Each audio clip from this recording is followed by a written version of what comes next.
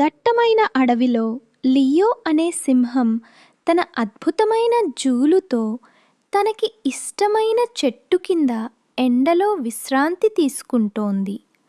ఆ చెట్టుపై మైలో అనే కోతి చురుకుగా ఉంటూ అటూ ఇటూ ఊగుతూ ఉంటుంది. ప్రతిరోజు మైలో లియోని ఆట పట్టిస్తూ తన తెలివిని చురుకుదనాన్ని చూసి నవ్వుకుంటూ ఉంటుంది.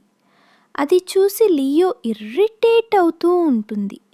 తన బలం గురించి ఆలోచిస్తూ ఉంటుంది. అప్పుడు లియో ఇలా చెబుతుంది, ఒరే చిన్న కోతి, నిన్ను ఒక్క దెబ్బతో నేల కూల్చగలను.